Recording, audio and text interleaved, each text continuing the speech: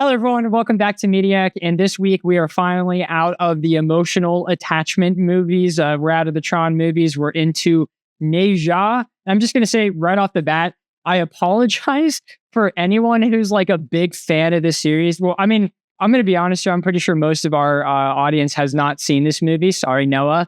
Another one on that count that you were talking about last week. But I'm sorry for anyone who's a fan of the series, because I'm going to call everyone father, mother, Fat Man, Leopard Man, and Pig. When am I missing any other characters? Oh, Ice Guy. God. Ice Guy. God is in the movie. Yeah, God. And then Dragon. That's the name of the movie. Oh, I get that. Cloud Man. Yeah, Cloud Man.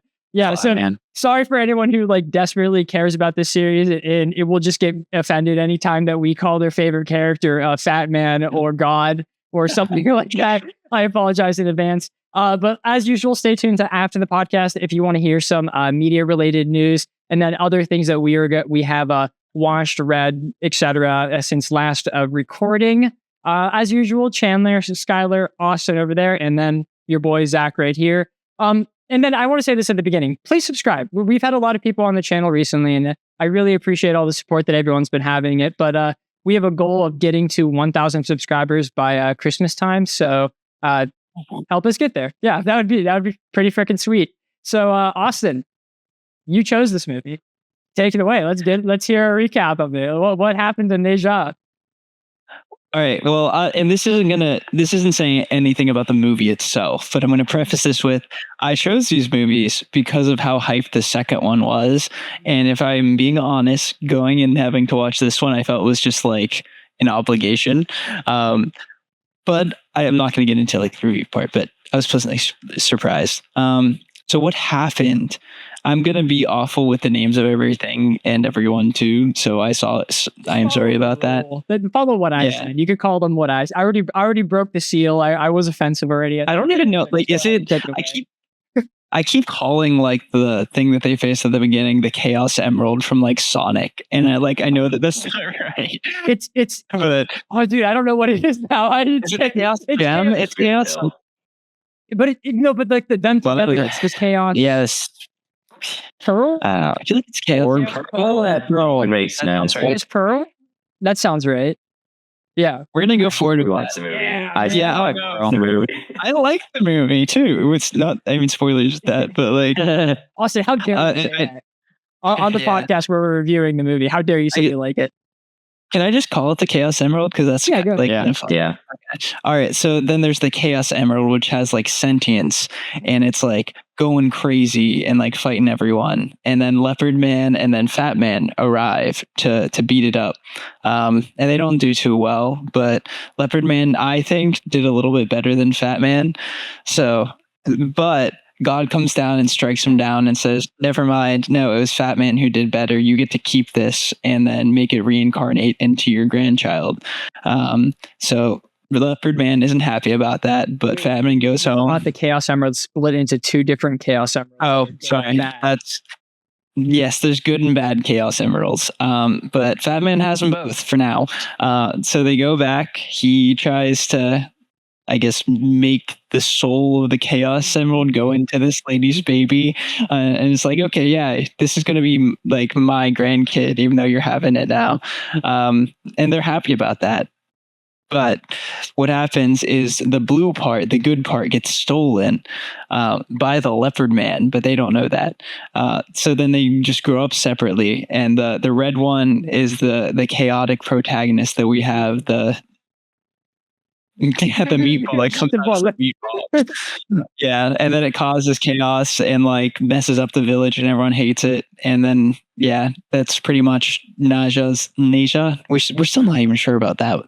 I think I'm saying Naja. I feel like it's two separate syllables, but yeah. Anyway, Naja's crappy childhood starts there, and then we jump forward, and he's lonely, but he's like a little demon, but he's not a demon. He gets very mad when you say that. And then he meets the blue dude who's like a dragon, and the dragon like species is being used as like protectors of hell, like they're kind of like Hades. And then he becomes friends with the dragon version of him. But then they're going to be enemies because Naja is going to get struck by lightning, and I think 2 years after that.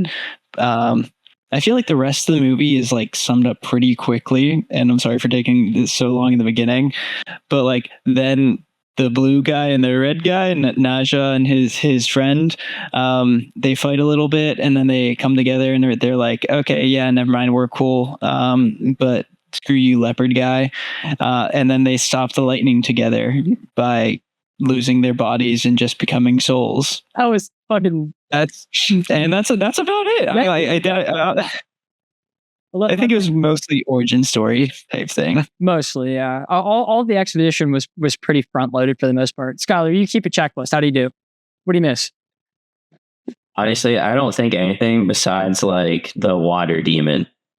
Oh, the water demon. But like that's still part of like he got mad when he got called a demon. Yeah. It's like, no, I'm literally I am, but shut up. Like, yeah. You know, like that was kind of the whole thing. And they never needed that water demon because they ended up like kidnapping him and keeping him in the back so that the dad could reveal that Nejad never actually did anything in the middle of the movie. But then that never like came up again because Nejad ended up just saving everyone. Chandler, what are you? You're like, what the fuck, dude? No. Did anyone stay to the very end? Yeah, like a post-credit scene, like the post-credits. Yeah, there's two. I did not see that. Was like 2 or 3. I cannot remember. Yeah, there was a couple. I did, but one of them is that monster, and they're just still like trapped. Like actually, the house is broken down, and they're like, "What's the call? What's the sign? What's?" And they're like, "Wait, is there a sign?" And then that's it. I love that. So they do actually bring him back. Yeah, he does. He doesn't just disappear. But I love that. Speaking of the post-credits, there was a like. Right whenever they switched from the actual movie to the credits, there was a warning that said, don't leave. There are post-credits. I've never seen anyone actually tell you about that. So I thought that was neat. Right. I tweeted and I paused it immediately. Yeah. It was now, damn it. It was our main character, like Najah, like holding like the screen, like making like it was like just a like white outline 2D version of him. Like kind of like just doing something on the screen, had like an angry face. So I didn't take it as like the wait, hold on, because like it wasn't translated for me. But I was like just like skipping through at the end because I was like, I don't know if there is or not. And then every time I would skip, I would see it again. And I think it happened a couple times. Yeah, I don't know if it was actually 2 or 3 because now they say 3. I think there was 3. But one at like the very, very end was with the dragons like coming up from the lava. Mm-hmm. And yeah, it was this. So like the big bad dragon, the one that was the father of the Pearl dude. His sister comes out from under the lava like, let's strike a deal, brother. That's it. I actually thought that was probably one of the lamest postcards I've ever seen. It has interesting implications though, because they said that in the movie, if the dragons moved from their things, it would unleash like hell upon like, I think that's a super interesting idea because like if the second movie is the dragons in hell attacking Nejah and the ice guy, that's a very interesting premise to me. Well, they're still souls technically, so I don't even know if what the fuck's up with that? I hope they what was it? They'll find that. The third post credit was I think an ad for another movie, but it said 2020 on it, and I don't know when this movie came out. I thought it said 2021 is whenever it came out. That's what I thought. So I was a little, maybe it was just like, hey, this movie is also out in America, you know. Yeah, I don't know. Did you guys watch? I have one. Like the intros, like what the little animation companies, the little electrocuting like the audience part. Okay, the one before that is the one that I liked. I liked that one a lot. It was like really colorful and artsy. I thought it was really fun. But I thought all of them were really fun and unique. You don't see stuff like that usually. I liked it. And sorry, that was just some note that I wanted to say because I think it's time to say it. I'm curious, just so you can understand, how did y'all watch this? I watched it on the... And I mean, okay, so were you hit with an unfathomable amount of ads? Kind of, sort of. So what happened was I started watching it and I had a decent amount of ads. And then I got like 45 minutes through it and I got tired. So I went to sleep. And the next time I watched it, I just opened up my iPad and it was right there, and I clicked play, and it would play through the ads. And so I didn't really have ads the second time through. Some sort of weird glitch. So interesting. I would have had. You had no ads? No ads. I didn't either. What? So I did. Envious.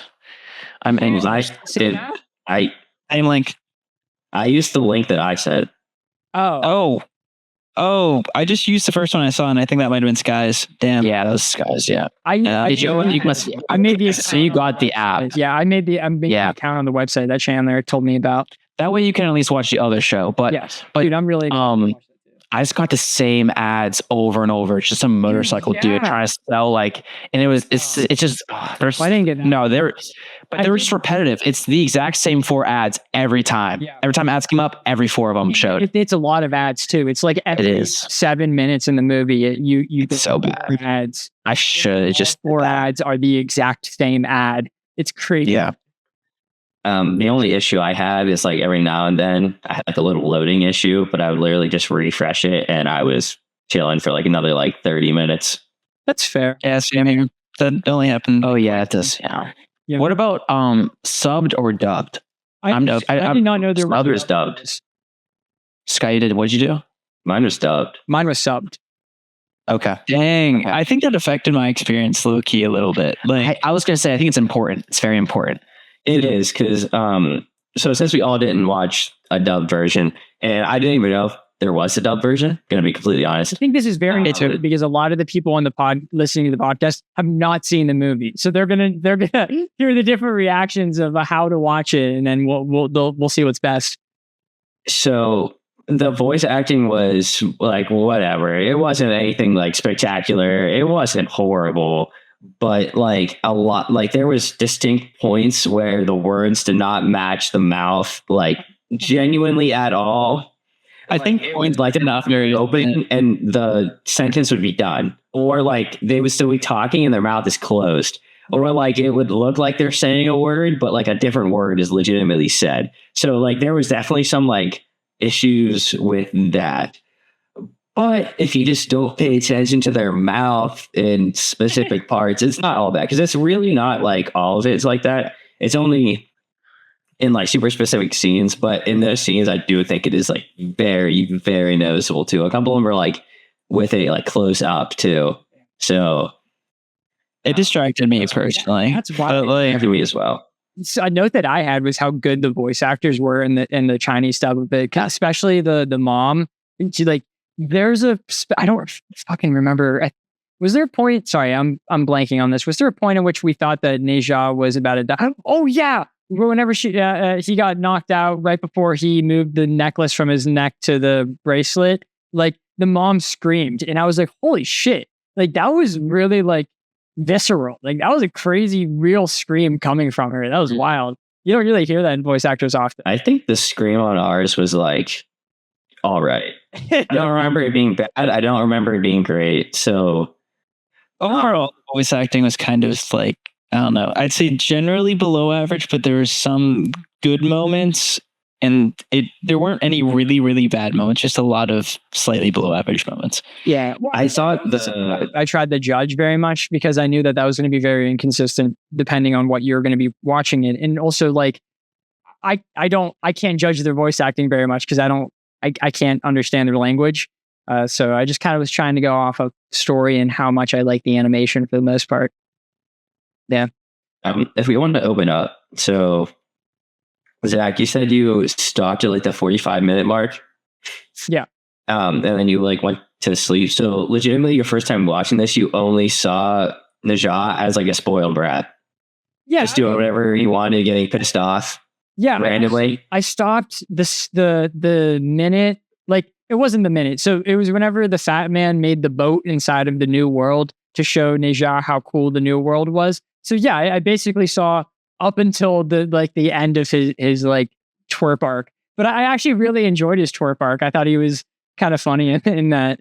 I actually disagree. I really did not like him being a spoiled brat. I feel he really had no reason for it. A lot of it felt he had a reason because he was yes, He is a one. But how many 1-year-olds can do half of the other things he is doing? He's exactly. Not like. No. That was second answer.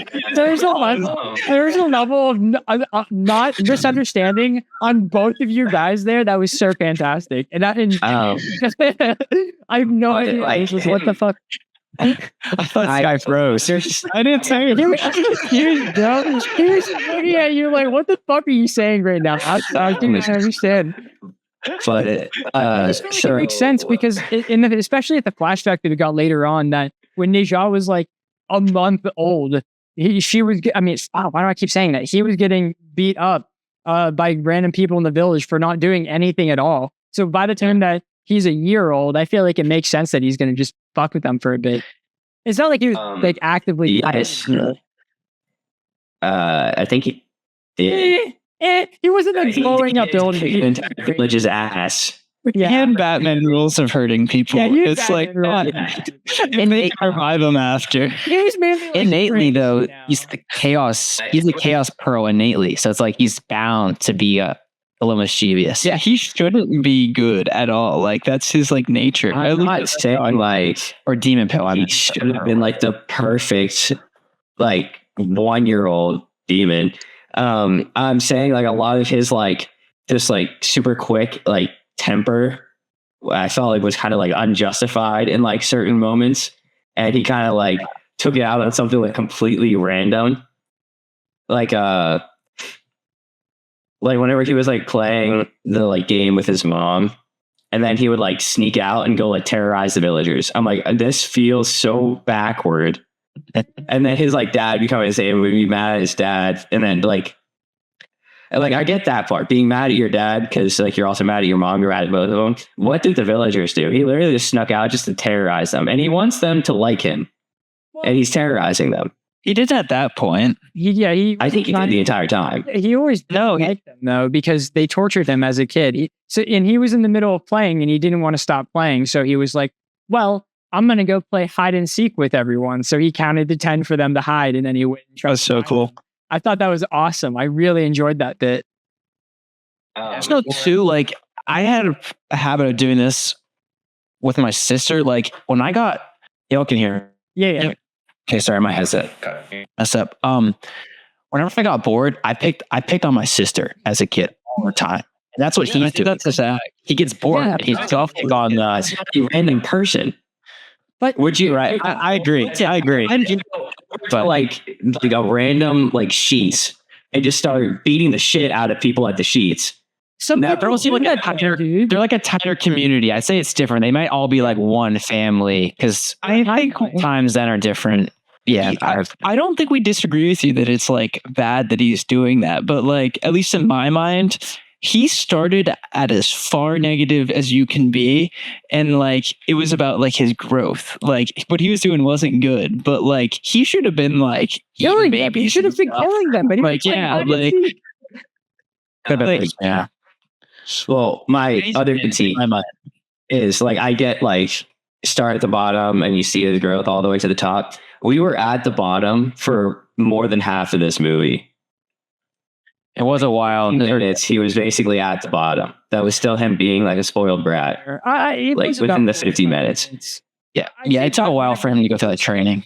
Whenever he first came out of the portal, I don't think that was him being a spoiled brat, because even though he like destroyed the village, he still was like trying to do good and trying to be shown as like a hero. But I think that like I agree, in that moment he was like showing growth, and then immediately kind of went back to spoiled brat whenever like the guy called him a demon, obviously made him angry, beat him all up.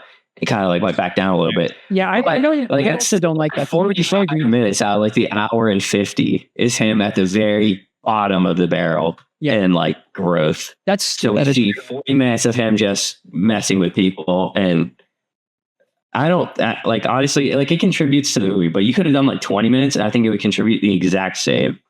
That's fair. I see where you're coming from. I actually think I'm going to slightly disagree, but also agree at the same time, if that makes sense. I agree to disagree. No. I agree with portions of what you're saying, but you're going to see what I mean. So I actually like the 45 minutes the distance of time of him being a little twerp, because I just enjoyed seeing him be a dickhead. But Yeah. I didn't like the scene of him beating. Okay, it was beautifully animated, fantastic animation, great fight scene.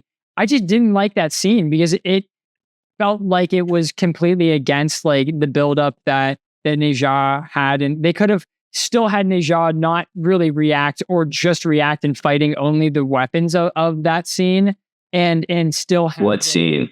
on the beach where he beat up all the people. Okay. I think that was really like reverting of his character, because it would have been way more interesting for him to have not attacked and them still not like him, and them been like, you need to react because he kidnapped this child, or he attacked but only hit their weapons, and they're like, oh, he attacked and we need to get rid of him or something like that. So that it's like less justified of the village to be upset at him, because he did beat up people. Or like punch like the rocks that were around him, because there were a ton, and he didn't end up punching them later. So like he could have easily like punched it like once or twice. He might have broken that rock, and then like whenever the scene happens and like his friend says something, he's like upset or crying because he has a friend, and then he like punches the rock. Like Exactly. that would have been different. I do agree with you with that, but I did actually write down that moment. Hurting him though, it with great power comes great responsibility. Superman shouldn't break someone's neck because they're shooting at him. That doesn't impact it. I say, Zach, I might disagree a little bit. I don't know if it's necessarily a setback, because this has now been 2 years since he's had like that two. Right. But I mean, just like that, he's been training for like 2 years, and he now comes out, and then the whole beach scene occurs. But like, I think he's been learning to refrain from bullying and in effect beating up. Yes, but he refrained from using fire to save the girl when she was being kidnapped. He had like a fire, and then he like correct got rid of the fire. But they don't know that, from this Yes. point of view, he just destroyed the village. Yes. But like they attacked him. Like he wasn't fighting back until they actually hit him with the paddle. And then he was like, screw it. Y'all deserve it. So I want to say it's a setback. It's just, trying to contain all that frustration and just build up. Yeah. I don't know if it's, I think it was a learning curve for him. Another portion of that is they literally like played out exactly what he was going to do, and be like, no, this isn't how you like save them. Because look, you're still like damaging their village, and you're still hurting them. And then he went there, and then he did that exact thing. He's like, dude, why don't they like me? Also, they didn't attack him until he threw the woman and kicked the kid. Right? I'm pretty sure that happened first, and then they started beating him. I thought, no, I think they hit first. One hit the paddle. Yeah, and then he turned around. He might have punched him after that. He definitely, I think, and then he stopped in his track and then did a whole 180. Yeah. Okay, it's just a word that shouldn't have set him off. Well, he just heard. Wait. Did the demon call him that at all, or no? No, it was just the. Was there something that just called him? Because my biggest gripe is why the townspeople are like harassing him. They know he can obviously kick their ass.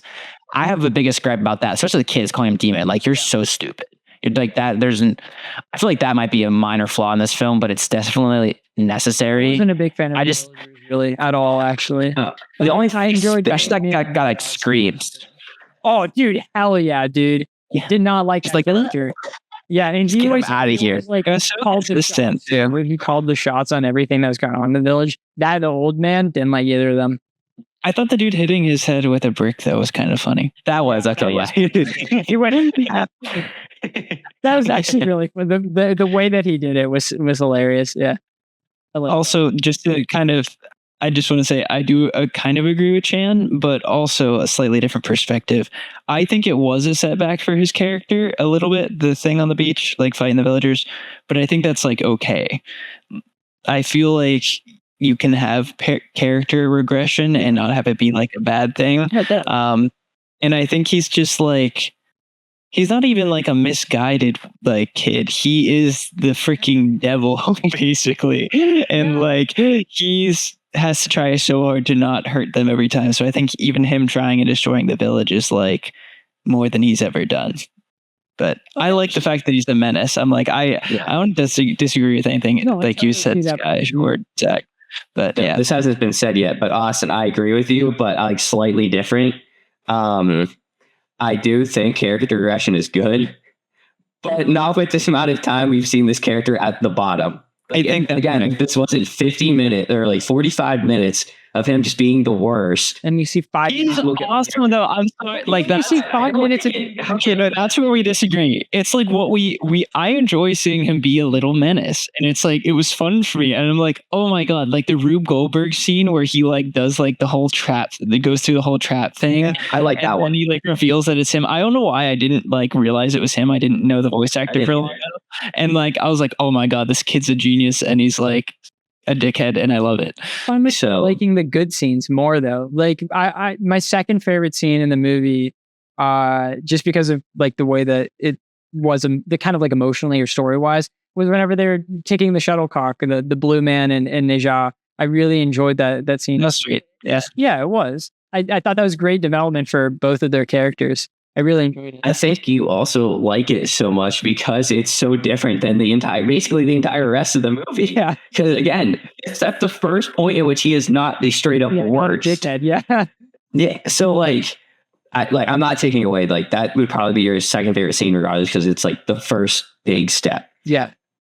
But I think if they, did, instead of 45, they did like 20 of him being, because I liked it for a little bit. Then I started getting like annoyed. I'm like, I'm tired of seeing him just harass people. Like, where is this actually going? Yeah. Genuinely the first bit, I did not know where this movie was going. I was like, it doesn't. At the beginning of the I was like, it's the game of prophecy at the beginning of the movie. I know they said about the lightning or stuff like that, but I didn't know like. I guess it was pretty obvious. Every nemesis, like I didn't know what the dragon's deal was. That's kind of what I was confused on at the beginning. But then it's pretty obviously spoken out to you about halfway through the movie. Yeah, position dump. Yeah. So like, I didn't know where it was going because I was 45 minutes in, and all the stuff that was set up still has not even been like re-mentioned. And I was like just seeing him be a brat. So I was like starting to believe that maybe that is what the second one was part of the beginning from the first. Me too. I was like, oh my God. So the 3 years from now is going to be the second movie. That's what I thought halfway through the movie. Dead ass. Yeah, no, I had that in mind too. So like, that's why I was really struggling to see where this movie was going. But I did like the vlog to whenever he was like, genuinely showing that he was just really alone, and you saw his friend play the game with him, and even like the little kid be like happy and like go up to him. Yeah, I've been insanely negative through the beginning, but I really just did not like the first, like almost half of this movie. But I think the first. I love that. Sorry, Austin. I just wanted to I'll go clarify the one thing I said earlier, but. I think the first 45 would be justified if his regression wasn't as bad. Or if we want to keep the regression as bad, don't make the 45 as long. Make it like 25, like Skylar said. Sorry, I just was some saying what we were saying. Go ahead, Austin. I'm fine with the regression being terrible. He's still a kid. He's going to like flip-flop like crazy. Yeah. But you know what? You're right. I agree with you. You're totally right. It makes more sense for what you said. Like, tell me it would not be a little bit better in your mind if we cut it down from 45 to 25 and we use those extra like 20 minutes to go over to the other one, and we got to see his rival do something instead of him to show up in this form. I disagree. I wouldn't like rival stuff, but I think I would like to see Neja be like have more attempts at trying to be good and failing, Yeah, or before break. Something else. I feel like at least what I had going into it in my mind is for some reason I was like, and I think this is just partially like the Chinese like folklore history type thing, but like a lot of parallels to like Wukong and like him being like a brat and like the most powerful one. And like, I don't think I need a protagonist that's a good person, I guess. And like, I thought he was a dickhead, and I was like, damn, he's more of a dick than I thought like a typical like children's movie protagonist would be. And I kind of enjoyed that like flip. And I don't know, I think get to meet them where they're at, and I enjoyed the like him just being a maniac and tormenting the villagers, even though I felt bad for the villagers, but I'm like, they're not real, so I thought it was funny. The scenes, the entire movie is amazingly animated. Yeah, it's just really crazy how beautiful this movie looks. There are some portions where it is like it kind of drops a little bit. Like there were certain parts where it was like in the sky that it was clearly just kind of like drawn on and not like actually animated. And it only caught my eye like once, maybe, but it wasn't like, it's something that I do remember like walking out of it, because I do think this movie looks genuinely fantastic. But there's like one, I don't even remember what the context is. I just remember one scene going like, oh, that's not even in the fake world they made. I can agree. There was maybe a couple moments where I was like, hold up, what did I just see? Like it didn't look like it fully rendered, but I was not going to pause it and risk getting more ads. So I just kept going with the show. That's super valid, brother, dude. It was so many ads. It's crazy. I didn't really have a whole lot of complaints about the movie for the most part, like that I actively was upset about. The only other thing that I kind of really wasn't a fan of was the fat guy in general. I just didn't like him. I didn't like anything about him. I don't think he was funny. I didn't like any of his gimmicks. Most of the time, whenever he was on this, the only thing I liked about him, and I thought this was really sick, was the paintbrush tool thing that he had. I thought that was really That's what I was gonna say. That is cool, yeah. Yeah. All those gadgets are cool. Yeah, and dude, whenever he like swung the map at the guy and carved out the rock, that was so fucking sick. That was so cool. I was like, holy shit, dude, I wish a different character had this. Come on. I actually agree with you so much. Yeah. I could really care less for him. Honestly, maybe him and the leopard guy. They were kind of lame. Dude, Sky, we're late today, dude. We're late. Dude, we are. He's like except for the fact that he doesn't like the menace. Or the antagonist that don't like. I feel like that's a pretty big point. It's a pretty big thing. I got old of the menace very quickly. Yeah. I'll just put it that. I did like the trap he did. I thought that was cool. And I didn't see it coming either. Don't know how I didn't, like Austin said, but I didn't. So I thought it was sweet. But both of their like masters are so like genuinely lame. Yeah. Compared to like what they're supposed to be. Like, I like the leopard. I don't know if I got like the wrong. Sorry, go ahead. What was that? I don't know if I got the wrong impression, but I thought they were supposed to be some like basic, like to put it just in terms that I think are easy to understand, some like elite level sorcerer. And they're supposed to be like significantly stronger than the people around them. They're like chosen by this god, and they're potentially up to join one of the like super elite ranks that he has. And it's like two of them. And to say like the bigger guy, I thought was favored, and I thought he was significantly weaker than not only the other one, but even compared to like some of the other people in this movie, I think he would lose. Well, I don't think that's the point. It's because he has a like heart. A good person, like a nicer guy, or like he's a good person at heart. No, I don't think that's why. It's because of his like race, basically. Like that's like the whole thing is because the leopard guy couldn't like. He had like a transformation. I can't remember what they called it, but then he was like a misunderstood. He was a leopard spirit turned into a human, I think, or something like that. I always thought it was that. Like whenever I watched the movie, I interpreted it as he misunderstood why God chose the fat man, and he thought it was because of his leopardness. When in reality, it was because he still had like resentment over he thought like he held hatred towards God because he thought that God hated him for being a leopard man or something like that. I think God did.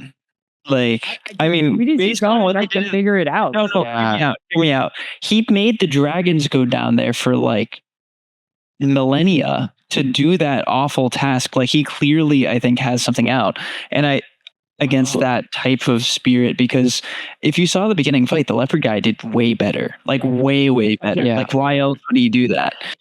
You honestly might be onto something. Maybe they touch up on that in the next movie, but I also do say like I don't know if we got enough knowledge on that. There could be so much more. Do we know why the dragons were sent there to guard like that prison? No, because we don't know exactly. Yeah. We had to watch Najah be a brat for an extra like 25 minutes, and it could. So I enjoyed every second. We got so much We gotta move on from that. we got so much exposition about the world that it was kind of hard for us to sit and ask like the questions of why. Because that in that moment where they were explaining the lore about the dragons, you just had to accept it. Because then the very next sentence was some other like grand thing related to the story that we had to pay attention to or something like that. That's a very great point that you brought up, Skylar. Like, why were they there? What was the point of that? What did they do before going there? I hope they answer that in the movie, in the second movie. Yeah, because Austin, I do think that you're probably right that he picked him because of his like race, and that's why he got all the special perks, despite just being worse in genuinely every single aspect. Yeah, he like was worse in the beginning fight, and then they fought each other, and he was getting his ass kicked. It was not even close. And but even at that, then if he hated him that much, why was he that high up? Like, was his talent like undeniable?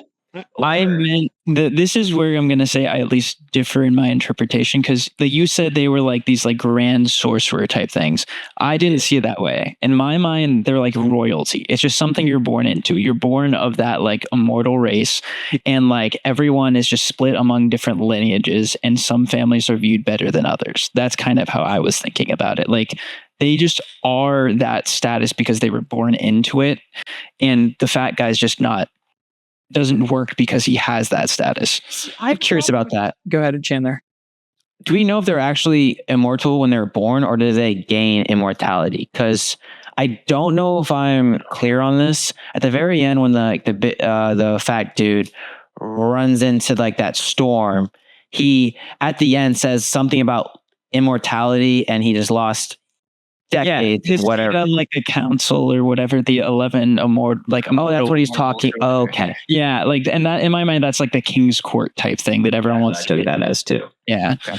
And I think it's like a political thing. It seems like more than it is a skill thing in my mind. Okay. See, I wish they explained it more. I think this was just something that how I was trying to come up with an analogy for while I was driving earlier today, because it was kind of hard for me to explain. But it's like if we made a movie about the Bible, we would leave out certain bits that we think are obvious because like we just know stuff like that. I think this is one of those situations for the Chinese mythology and stuff like that. Because I wish there was a little bit more explained related to the fat man, the leopard, and God. I just really thought there was like a lot left open. I had no idea. Because I disagree with you about the deity thing. Because we don't know if they're royalties or not, because they didn't explain it at all. They didn't talk about it at all. They just. I don't mean literally royalty. I'm like, they're of that race or of that. Like, I don't think they talked about it enough to make that conclusive. I said they're the immortals. That's how the villagers talked about them. But like, we the only possible immortal we saw was the fat man. We don't know if all of them are like the fat man. What do you mean, all immortal? Oh, he is an immortal. Yeah. So then that's what I'm saying. It's like their like level of being. Like, what do you mean? Like, I don't know. It makes sense in my mind. You just have like, imagine like the lower levels of like a royal family, and same royal, but they're immortals. Like, just were they really born into it though? Because like that leopard dude doesn't seem like he was born into it. He made it seem like he transitioned. That became yes, or he was like some sort of spirit. I didn't think he was. He didn't say demon. He said he had the leopard spirit. Yes, he definitely said spirit for in ours. He didn't. He wasn't born though, so maybe it was like a royalty thing, like you're saying. Like you can just achieve it. You can achieve that. Maybe it's just like you get. First of all, I agree with you guys. I think we should have gotten more. Like, it's weird to say because there's so much exposition, but we should have gotten more exposition on like the actual mythology. I think we should have gotten different exposition. Like, we just got the one, and the one is fine. But like I'm glad you're both like talking about this, and so all of you are talking about this, saying like you don't understand this, because I don't either, and that kind of makes me more angry at the 15 minutes that we got, because it could have explained so much more, and I could have been like following along like so much clearer, and not having to like assume type of things and just accept certain things as truths, because I physically cannot like come up with another answer. And like, I get that seeing him be like a brat can be very fun, but like, I think we're really starting to see the consequence of them focusing on it so much. And I think it would also work if they did like his did I say did I say coincidence or consequence? You said the right word. I just was laughing to like the intensity of that word or the it's true. I mean, we've been talking about what we just like these two characters just because we don't know what they are. We do not know, so we're arguing because we have no idea how they got there. And I think they could have done like a little bit of like an exposition, and then like maybe like the water scene, and then maybe a little more exposition, kind of like split it up a little better, or like exposition, and then we see like the exposition of our main character, kind of like split up them instead of just doing exposition dump, exposition dump, exposition dump. You don't need to do exposition dumps. I feel like if it was more diegetic, like there were specific scenes in this movie designed for talking and telling us what's happening in the world and where it's going. I think it should have been happening along with like other scenes, if that makes more sense. Or also like the information we were getting told, I feel like should have been told to the certain characters that had it in those moments. I thought my biggest problem with the movie is not the villagers annoyed me a little bit and the fat man annoyed me, but I wasn't a big fan of the world building because I feel like the stuff that was explained wasn't the stuff that I wanted to get explained, and I didn't like the way that they were explaining it because I didn't believe they should be explained in that way. That was long-winded. Did that make sense? I agree. They definitely didn't go about the best way of explaining things, but I didn't let that be such a big deal for me personally because I just love the lore in general, and that's probably because I maybe know a little bit of it. I think there's just so much. I think honestly, this whole just like literally the mythology is super complex, and I don't know. It's very hard for me to actually explain and articulate what I want to say because it's so confusing alone, and there's so much to it. Like I feel like I've done research projects in school all the time, and I've never like been able to understand the mythology whenever I had projects on them. Excuse me. So maybe they didn't explain it for a reason. Actually, it might just be a cultural thing, like you were saying earlier, Zach. Like I feel like that's a good chance. Yeah. Because in my mind, I compared it to like the Greek gods and stuff. Like you have like the pantheon, and like those are those gods, and that's what I thought like the immortal 11 or whatever were, and then those other guys were just lower level gods. But like that might not be the case, and I would just have a skewed perception going in. I don't like the idea that he has to be a human who has been gifted powers just because of the fact that he like eats, drinks, and like gets reacted to poison. You know, like that's like what my head, because he drinks the poison. No, I'm saying like the Greek gods were like that too. Really? Like a lot of them were. Well, yeah, Dionysus. He was just like a dude who made wine. He's the guy who made wine, so they made him a god. Right. That's like half of the gods. That's just what made sense to me. No, that's fair. Okay. Are we good to move on to like a different point? Because there's one. Sorry, Chan. We go back to a point. Yeah, and then to get to a different point. Yes. Remember when we were talking about those actually were same guys, the fat guy and the leopard dude. You guys didn't like him, or you didn't like the big guy, right? Was that where I like fat guy or the leopard? I don't like either. The leopard was pretty like baseline villain. Okay. I thought that his gimmick of like talking too slow was kind of funny. Like I kind of enjoyed that. I thought that was pretty enjoyable. But like, I don't know, his motivations in general were just kind of like basic. Yeah. No, yeah. It literally felt like a carbon copy of like some other plot character out there. But it just was like, I agree with the same, like his little quirk, whatever his like stuttering, whatever that was. I did appreciate that actually, because it was consistent throughout the whole film. He did it every time pretty much. Yeah. And he seemed frustrated by it, which I liked. But I actually didn't mind the bigger dude. Because like I view this movie as a family film, a family movie. And I know that if I were like, if I were to watch it with family, I think I don't have a problem with the guy. But maybe alone, it's like, yeah, he's kind of annoying. But I think he can be funny in a family setting. Does that make sense? It's true. I just have like a personal kind of gripe, distaste, like unnecessary, like, because I don't think you ever really have like a good reason to just like straight up vomit on screen. Like, I don't think it's ever really necessary. Except the And two, I just in that scene, there was the father JoJo referenced and punched him in the stomach. I love that. I wrote that down. He was just like, "You can't be one of the immortals," and the lady came back and was like, "She's non-responsive," and just immediately go. Yeah. On like I did also like enjoy the punching. I thought it was fun. I didn't get the reference because I don't watch to do, but I like the punching. I did not like the barf, and I still don't find like fart humor funny. So whenever they were stuck in that ice ball, I Very used guy. yeah. I was going to bring that up. I was hoping so I really didn't like that development scene. Nothing else. I'm sorry. I really thought that was going to be somebody's, but I was already going on about it. It's okay. It's a shame. I should have just left it. Austin, I wasn't even going to react until you reacted. I was just going to pretend like I didn't hear it, and then I was just like, I genuinely thought you guys had forgotten about that one, and I had that in my back pocket for a specific reason. I have a second. I actually wrote down a cue related to it, dude. Oh, it's ruined. Doesn't matter. It's okay. Thanks, Scott. I want to apologize. I should have listened to my gut that it was going to be somebody's. Good, bro. Damn it! I really thought it was going to be Austin's too. Damn it! I was fun. I'm always for some reason I'm linked to Austin, and then right now I'm like partially linked to Zach.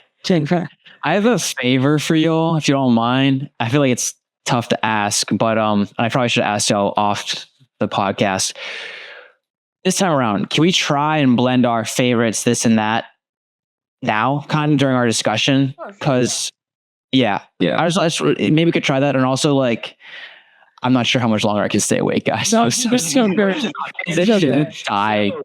Iceball scene. Anybody have any opinions on it? Yeah. Okay.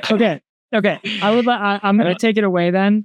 My favorite scene in the entire movie, the scene that made me be like, I paused and rewatched it. That's how much I like the scene. Was the one shot in the bit at the end where they jumped off the waterfall and had this fantastic animated bit of them falling down and going into that ice ball. I just want you guys to know, I paused it the second they hit the ground, and I rewound it and I watched it, and I was like, holy shit, this is so awesome. And then I pressed play and I was like, you're fucking kidding me. And I'm you're fucking kidding me. This best scene in the movie was followed up by, bar none, the worst scene in the movie, and it's not even close. There's one other scene that I think deserves a shout out for that. That's fair, but to me, I was like, my jaw was on the floor the entire time. I was looking at it like, this is fucked up. This is actually fucked up, because that animated shit was so good, and now anytime I want to go watch it, I'm gonna think of that, and it sucks. Yeah. Austin, anything else you want to say about that? I don't have much to add. It was weird, and I thought it was below the quality I thought this movie generally was. Other than that, it went so long too. You just kept going. Yeah, it did. This movie did have like weird points like that. Like, I think some of the humor I thought was like actually pretty funny, and then a lot of it just really didn't hit and had that same like vibe of like, it's like in the direction of modern humor, but then it like takes a turn and it's just like, oh, it's just weird and awkward. That's why I think it's a family film though, because I think kids would have died laughing over that. For sure. That ice ball scene, they probably do laugh at. I thought I voiced that part of cringe. Me too, but we're not everybody. Somebody gotta like it. I'm fucking weird. We know that, so whatever. Hey, Chan, is there a particular scene that you were not a fan of? That I'm not a fan of? Really just like that guy screaming in the villagers. Like, I don't have much that I don't like about this movie. We'll leave it at that. Okay. What's your favorite scene then? The one where I don't know how this plays out, but do you know that whenever they end up on the scroll, is that when they're in the ice ball? Yeah. Is that the ice ball scene? Yeah. I love the scroll. And whenever you just see them moving on that, and then the audience watching or whatever, I just thought that was so cool. Like, that's this whole time he's been training, he's been on that scroll moving, and doing whatever. I don't know. I like that touch. I just think this film's creative as hell. I like the film a lot for those reasons. You guys have anything else while I'm searching up stuff? You didn't say your favorite, did you? I did not. And honestly, I have a tough time with I have a lot of scenes I really, really, really like in this, and that's kind of why. But not one takes out too far. So I'm going to say the funniest one because we haven't talked about it. But whenever Naza's nemesis comes in and saves the baby, whenever and the baby just gets thrown back and he's like, oh no, I'm gonna go save him now. I just thought it was so funny that he just did not. And this is probably something you hated, Sky, from when he threw the baby back to the demon. I was just dude, that's just, I don't know, he's a man. It's so fun. I thought that was hilarious. Yeah, I thought it was great. Favorite one? Oh yeah, sorry. Yeah, I was trying to think of what you were talking about in specific, and my mind instantly went to whenever they were both stoned, and he was spinning them to stop it, and I realized that there was legitimately a scene where he's like, "You didn't save him," and then threw it. No, I want to hear that. Was really funny. Yeah, I don't know. It just showed his misguided hero kind of part of him, where he's going completely against his nature. Why did we have Booster Gold or some other person that's trying to set up being a hero? There's some character on the tip of my tongue. I just can't. I know. I'm thinking of one. I know what you're saying. Yeah, but I don't know. I love that scene. It's so funny. I also love that. That fight's awesome. I don't know. The final fight's really good too. I go back and forth on whether or not I'll say my favorite then now, because that's a good transition to it. The part of the final fight, whenever Naza he switches to the leopard guy and switches his staff and just him and his nemesis friend type thing, we're just smacking on the guy. Yeah, and he just, I don't know. I Naza's just so smart, and I think he shows it throughout the movie. He's a jerk, but there's so many points where he does things you're that is insane that is a 2-year-old that's doing that. It's, in my mind, he's a god or a demigod type thing. Yeah, he's very witty, especially in his Luffy form, dude. Yeah, he looks exactly because he has the ribbon that goes up and around him, just like the smoke in Gear 5. It's so cool. I like this with a wristband on more than nothing else, and I think you're supposed to. But it was a big improvement because I was disappointed when he just had nothing. I was he looks kind of bland. Yeah, great. So Austin, you actually transitioned almost perfectly into my favorite scene, and it was whenever he is in that form with the wristband on, and he goes up to try and save the village from the gigantic ice thing, and he's pushing, but not specifically when he starts. Whenever he's yelling that he doesn't get to choose his own fate, and then he gets the 6, and then he pushes it back. And that was so. It's so sick, dude. I read that. And it's, I think, followed up by literally the best the movie looks the entire time. Whenever it breaks into that mass color, and you see the rain going down on the village, genuinely so good. Yeah, actually so good. What y'all think of the lightning in that fight? It was okay. The ominous clouds over top, or genuinely they were fighting with the lightning. Disappointingly not animated as well as I thought they were going to be, because they were just oh wait, do you disagree? Do you think it was sick? I really liked them. I thought they were cool. I thought it was sick. Cool. It was. I didn't know lightning was color. You could see each individual bolt longer than you should. Yeah. If that makes sense. But it was a lot going on in all the different places. So if you didn't focus, it was kind of distracting and just stimulating. It's fair. Sorry, I'm sorry. I'm an animation nut. I'm nitpicking for no reason. It was fair. I didn't notice that. You made me rethink. Wait, was it not good? No, I know. Okay, I thought you were building up for that. I'm sorry. I'm sorry. It was bad. I was very. I noticed. I was I wasn't even going to mention that at all. Actually, I wasn't going to bring it up in the slightest. So Zach, for you not bringing it up in the slightest, I think I actually agree with you. Compared to the scene that was right before, I do think it was a little underwhelming. I expected something that I'd actually look out of my window and see. Yeah. Just because of how genuinely good most of this movie looks. I expected a little bit a little bit more, but I don't think it looked bad. It just like I think the dragon scale thing looked so much cooler. Yeah, the dragon than any was sick. That was kind of sick. I thought it was fun. And it made sense plot wise. Them bringing back up like the Chaos Emerald being able to absorb and redirect energy, but like something about that just felt like wrong. But like I don't know.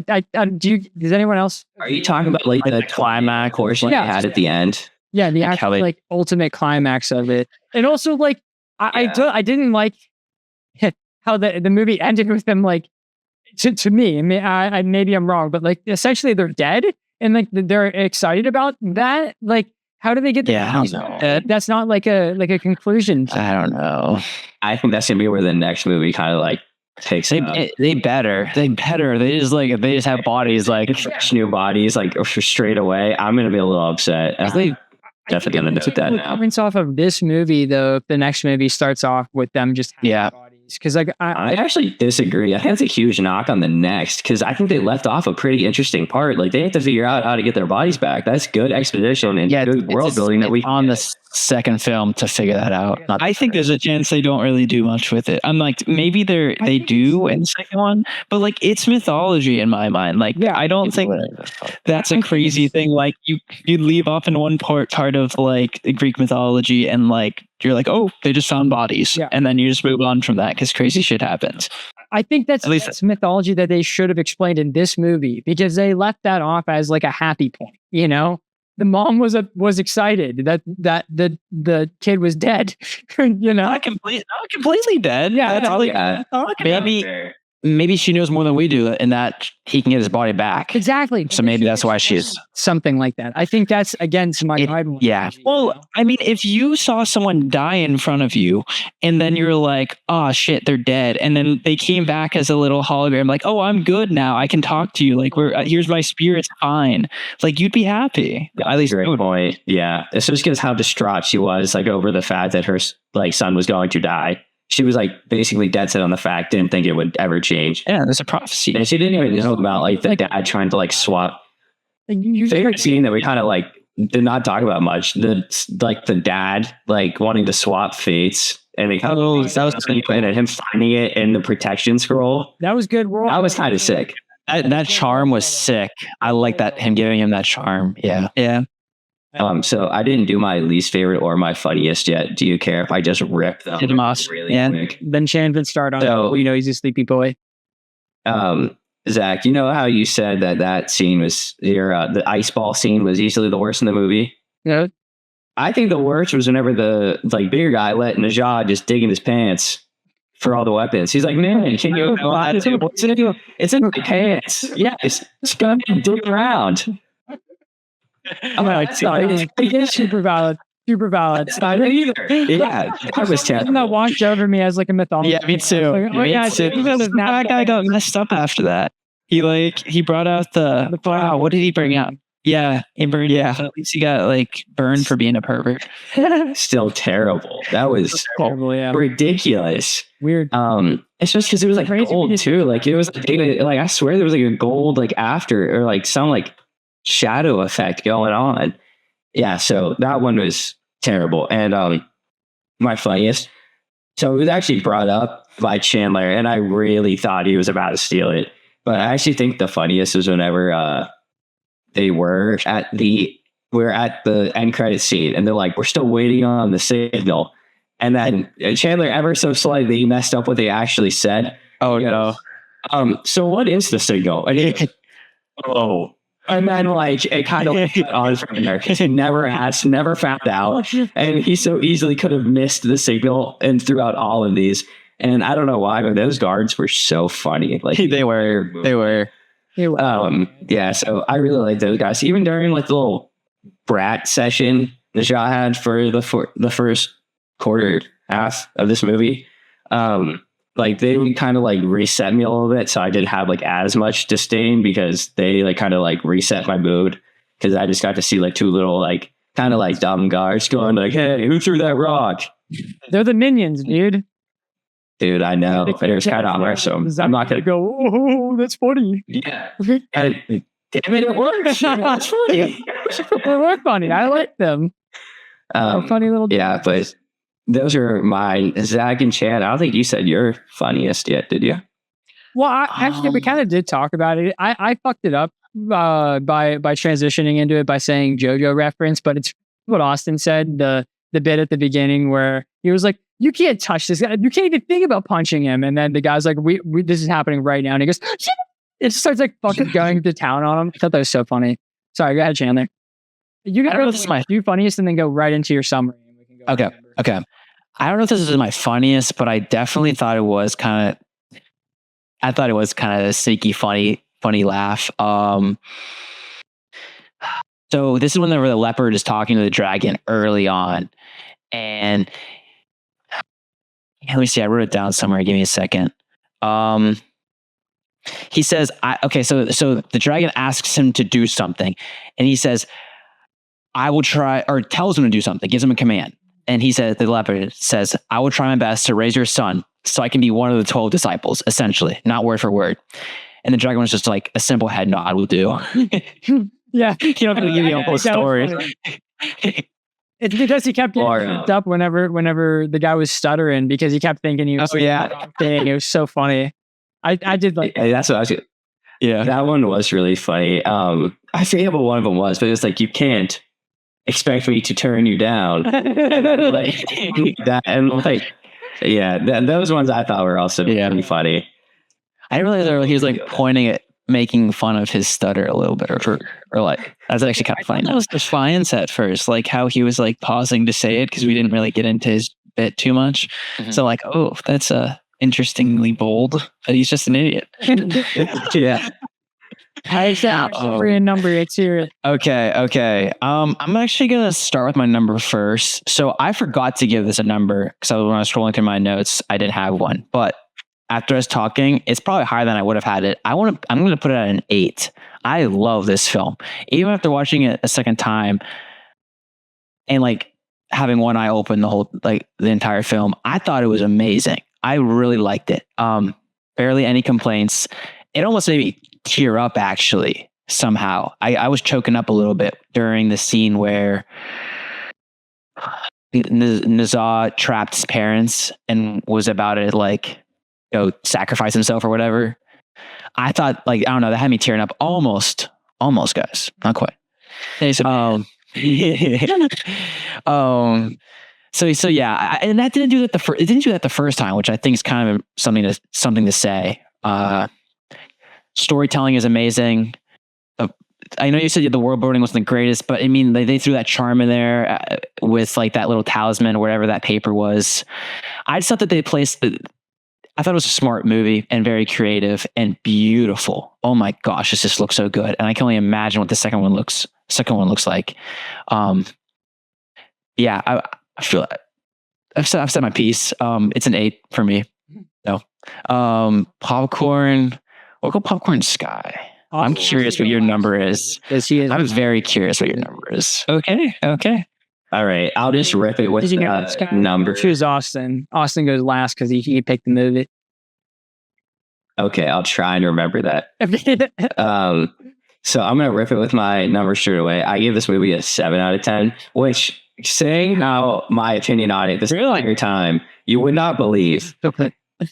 But genuinely, like, I really don't have a lot to hate. And I think it's because of basically the second half of this movie genuinely being like almost perfect in my mind. It makes me really dislike the first part because I was like, it could have been so much more. Like, I could have gotten like so many more explanations for this. I could have seen more of this. I could have seen more of this. But instead, I saw him doing the same thing for almost 50 minutes.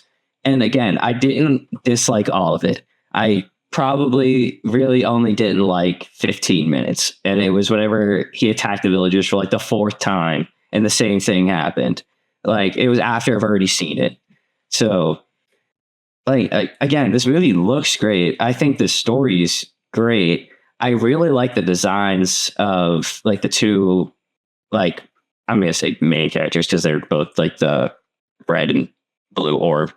Like, I really like their designs, and I really like the fighting, and I like how smart like Naja is in this movie. Like Austin said, like him swapping like mid-fight, he's swapping the staff. And then literally the next one is, you need to be more observant.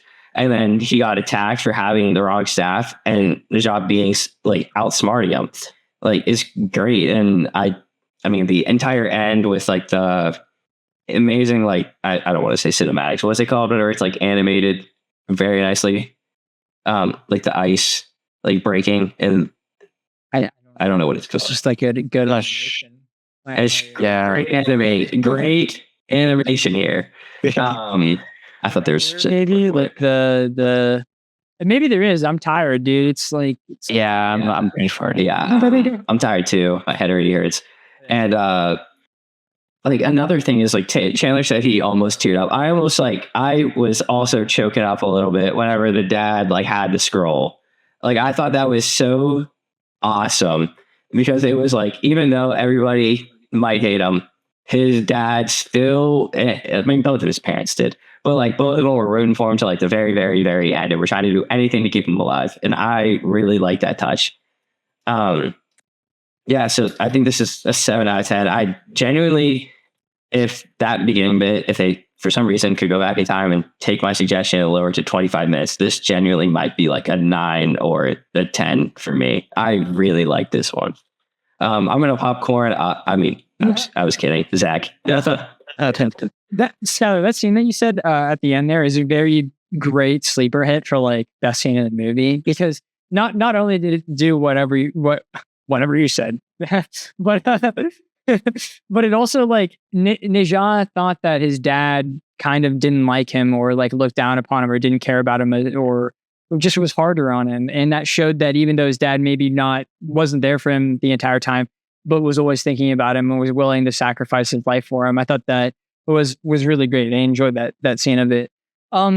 Overall, please guys, don't hate me. Like, for some reason, the movie just didn't click as much as I wanted it to with me. And it's weird for me to say that, because I kept wanting to give this movie a lower rating, but there's just some really fantastic shit in this movie. Like the final fight, the shuttlecock scene, the middle fight. I completely forgot about the middle fight until like halfway through this podcast. It's such a great little scene where Nejat is being creative with her. Why do I keep doing that with his fighting? And I really enjoyed that. The story, the world building, the story is great. I just didn't like the presentation of it, because it literally was just action scene. Then we're stopping and we're telling you everything that's going to happen in the movie, or what has happened, or something like that. And it felt too kiddie for me. And I know that this is a kid's movie, but I don't think that we should lower our standards for that, because you can make movies that are perfectly built for everyone else. But like, I don't think that's just because I don't like the world building and the presentation of the story doesn't justify lowering the score an obscene amount. So I think I'm going to settle around a 7, because the animation in this movie is really fucking awesome. It's really great. It just didn't click with me. I really wish it did. For some reason, it didn't. I don't know. I would like to say, I can't believe you literally like hyped it up like you were going to give this movie like a 3 or a 4. I know. Yeah, I did. I was like, guys, don't get mad at me. Well, because I was saying bad things about it. And like, I don't think I'm going to watch this movie again, but there is like, it is objectively full of art and really beautiful, but like, I don't really want to watch it again. I don't want to watch the first 50 minutes. After that, I would watch this again. I'm only going to watch clips. I'm going to be like, oh, I want to see the scene of Nejat stopping the ice, or I want to see the scene where Nejat spins Blue Man around, you know? I'm only going to do that. I never am going to lock in for this full time, I think. All right, Austin, take us home. All right, guess your score. Can I interrupt you, Austin? I'm so sorry. But you both, Sky and Zach, this goes to your points, and maybe this is something we're forgetting. So whenever the fat dude and the father went up to go talk to God, he said that time here works differently than it does home. Yeah. How long was he gone for? Was he gone those 2 years? No, he couldn't have been, because he was training with the guy. How long was he gone for? Fucking year. But they were. Yeah, that makes it sound like it was a while. So do we think that's why Najat maybe has some distaste for his father? Or yeah. Yeah, that's what I think. Even though he was away from it, Najat didn't know. I see. Okay. Yeah, like he didn't know why he was on this journey, but he thought it was just to get like away from him or do something else. He Okay. see him, but it was actually because he was trying to save him. Okay. I was not, but I'm there now. No, you're okay. Sorry, Austin, for interrupting. No, you're good. I didn't even start. So I guess getting into it, I am so surprised with how much everyone liked this movie. Like, especially like Zach and you, Sky. Chan, you seem to have a good opinion of it. But like, I had this movie rated lower. I mean, I had it like rated high. I really, really liked this movie. But based on your guys' reactions, I did change my number. So I'll just start it off. I'm going with 8. I'm agreeing with Chan. So you all those? I put 8.5. I was. I was going lower. I'm not going to lie. I was thinking a 6.5 in you. No, I guess I'll keep going. But like, I really, really like this movie. Like, there were 2 points in this movie, and they were fairly early on, which I'm sure is like a shock to you, Sky. But like, I was enjoying it so much, like through the entire first half and obviously the second half. But like, I was so shocked by how much I liked this movie because I heard that the first one wasn't very good, and there were 2 points that I legitimately stopped and double checked that I wasn't watching the second movie because I was like, this has to be the one people are talking about. I'm like, there's no way they were trashing on this one, and I just enjoyed it, like every part of it. Like I liked Nija. I still can't say the name. I switched up like 6 times. Yeah. I liked our protagonist. I like Nija and all of his antics he was up to. In my mind, this story is more comparable to like early Disney, almost like kind of like our early childhood, like a Mulan, like a Beauty and the Beast. Like, I mean, that's earlier, but like those stories. So like I can pretty much forgive some of the maybe plot points that we should have got a little bit more detail on, especially like with mythology.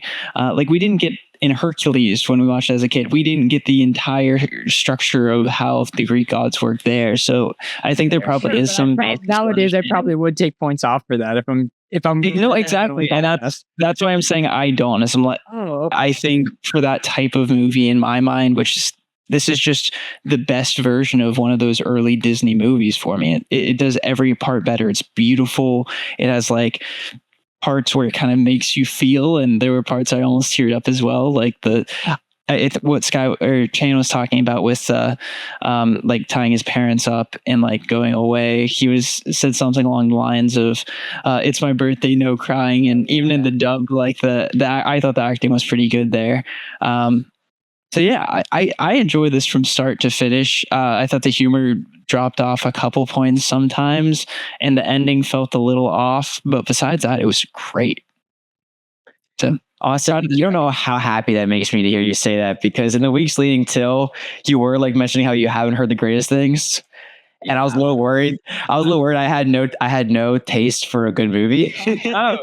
You're damn right. Nothing beats that one stretch of you not right. Movie over 5 from the MSAC for like literally the longest time. That will never happen. It was like, yeah. I don't think I would ever do that again. We've evolved since then, all right? I'm not gonna lie. I guess honestly, this is a little tidbit of information for you. But whenever like Chandler had to pick a movie for that, I generally had to like pick a day for me to sit down. Because he was on such a bad streak, I was like, I just don't know if I'm gonna have a good time. I need to schedule it. Yeah. Oh man, that's bad. It was bad. He's really turned it around, sis. I promise. I don't know what happened. He got like all his like stinkers out for like a year, like that little like 4-week span. Yeah, that was bad. Go ahead, Skylar. Yours is more. I was gonna say, with our ratings basically pairing off. Obviously, we ended at a 7.5 overall, and I feel like we should just keep it there because 2 of us rated 7, 2 of us rated 8. So let's just keep it 7.5. I think that's a good score for this movie, especially leading into the second next week.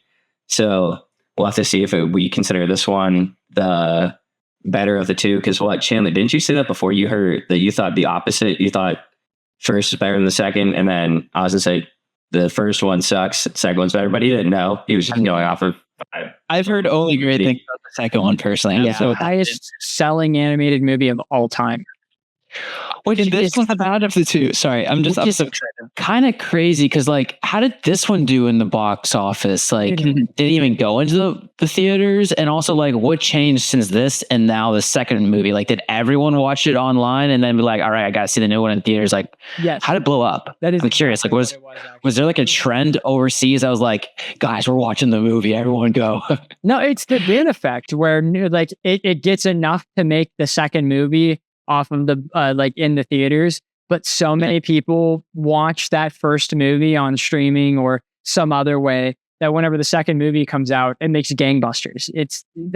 There's other movies that have done it, but I'm only calling it the Dune effect because that's the most recent time that I can pull that analogy out. I don't remember what I was going to say whenever I interrupted Skyler earlier. You guys just want get into news. All right. Yeah, take us away. So this might have happened already. I'm going to be honest. I don't know the release dates of all the comics and all that stuff, but I'm going to talk about it anyway because I thought it was interesting. We got the round 2 matchups for DC KO, that's the non-absolute universe, the regular universe of DC. That's their like big final end game. It's called DC KO, and they're doing like a big tournament to see who gets god powers. And this round of the tournament is a 1v1 death match between heroes, villains, and kind of like a mix of both. Some of them I don't really care for. Some of them I'm really interested in. One of the ones I'm not really interested in is Superman versus Captain Atom. One of them I'm really interested in is Joker versus Red Hood. I think that's going to be a really funny death battle to see. Hey, a rematch. I know, right? A rematch. I need one of those. Yeah. Really interested in Wonder Woman versus Lobo, just because I'm curious to see who like actually takes the victory on that one. Not interested in Aquaman versus Hawkman. Don't care about that at all. Don't really care about Cyborg versus Swamp Thing. Don't really care about Zatanna versus Harley Quinn. I am interested in Jay Garrick Flash. Gonna work Harley Quinn. Austin, I know. And that's insane. And wait, what did she bring with her? She only has a bat. Never mind, she's dead. The next fight I'm really, really interested in Jay Garrick Flash versus Guy Gardner Green Lantern.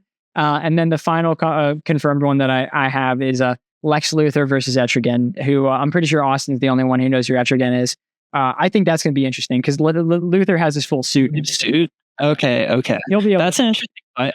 I think Lex will get sauced by Etrigan, personally. He should. I hope he doesn't, though. I want Lex to be the one who wins, even though. So the common theory is that Captain Atom is like fodder for Superman or like strong characters. Usually, Captain Atom is the character that usually dies to show how strong another character is. And in the previous issue, they really hyped up Superman for having these like crazy strong brass knuckle things that he like wrapped around. I think that they're gonna just like fucking decimate Captain Atom in that, and that's why that's gonna be boring. A lot of people think that he's gonna revive and then Captain Atom is gonna absorb like the Omega energy and then use that to revive, and then he'll be like an evil Captain Atom, and then he's gonna be the one that gets the god powers. But I think it would be more interesting to have like Lex Luthor get the god powers or something like that, and then he like actually does something good because he's bad in this run too. So I think it would be interesting to see that the change of heart where you don't expect him to do something. Or what if Joker does it? You know, what if Joker gets the powers? I think that would be interesting. I don't know. I wish they did more crazy stuff. I wish there were more like random people appearing in it. But we can move on. Sorry, I've chatted about that way too much. Chan's dying up here. Chan is actually dying. It's okay, guys. It's okay. I have an interesting news for you. So Channing Tatum talked about 23 Jump Street recently in a very insanely funny way. Skylar's smiling. Have you seen this? No, you said Channing and everything of Chan. So I started giggling. How long is interested? Yeah. That's insane, man. That's okay. He was in an interview and he said, the movie isn't happening because of greed, and he thinks it's one of the best comedy scripts he's ever read. He said, Nelson H. Mortiz is the person that's killing this movie. He's the one that he's the producer that is making the fee too high for it. And I just think that it's so funny that he just straight up called out one singular dude, like in the middle of an interview, and is like, this is the guy. He's the reason why this movie's not happening. So target him. or something. Dude. He didn't actually say Tony. So that's amazing. Like he does that, you know. He used the middle initial. He said H. He doxed him. That's crazy. He almost goved him. Yeah. He did almost gov him. Oh, that's so good, dude. That's so tough. Some other news that I'm pretty sure that both of you guys probably have seen.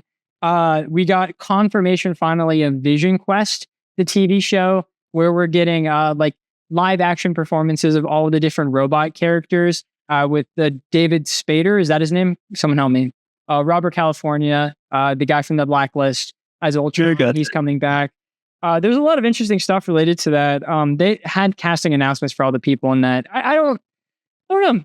I'm excited to see Speed. I hope they do super Speed well. I hope it's fun to see in that show. No comment though, because it's been in development for like 6 years. So I'm happy it's actually coming out eventually.